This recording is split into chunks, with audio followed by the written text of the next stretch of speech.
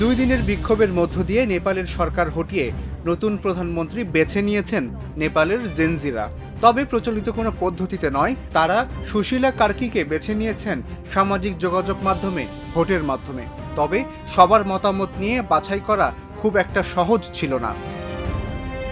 নেপালের জেনজিদের আন্দোলনের শুরুটা হয়েছিল ২৬টি সামাজিক যোগাযোগ মাধ্যম বন্ধ ঘোষণা করার প্রতিবাদের মধ্য দিয়ে। বিক্ষোভ শেষে দেখা গেছে তারা এই সামাজিক যোগাযোগ মাধ্যমে আলাপ আলোচনা করেই নেমেছিলেন বিক্ষোভে ধ্বংসপ্রাপ্ত স্থাপনা পরিষ্কার করার কাজে। ফলে এই মাধ্যমটি যে তাদের কাছে গুরুত্বপূর্ণ এক অংশ হয়ে উঠেছে তা সহজেই বোঝা যায়।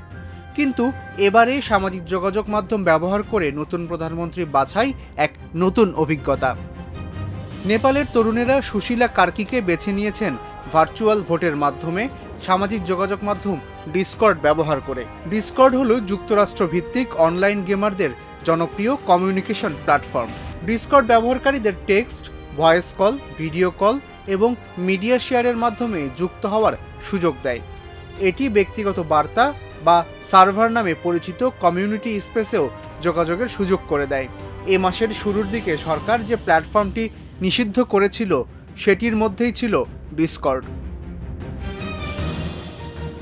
অনলাইন ভোটের আয়োজন করেছিল হামি নেপাল নামে জেনজিদের একটি গ্রুপ, যারা আন্দোলনের নেতৃত্ব দিচ্ছিল।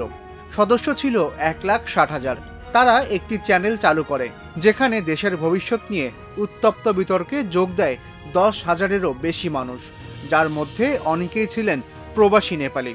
আরও অনেকে লগ ইন করতে ব্যর্থ হলে ইউটিউবের মিরর লাইভ স্ট্রিম চালু করা হয়। সেখানে আরও প্রায় 6,000 মানুষ এই বিতর্ক দেখতে পান।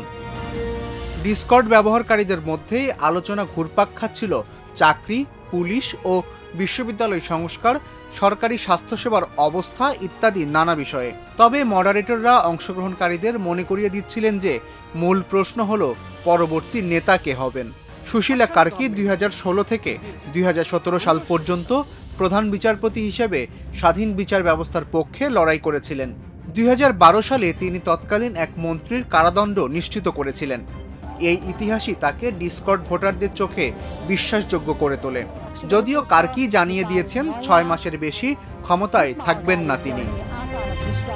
অনেকেই বলছেন প্রতিবাদী নেতারা প্রযুক্তিকে দারুণভাবে কাজে লাগিয়েছেন, এটা জেনজিদের সেরা দক্ষতা।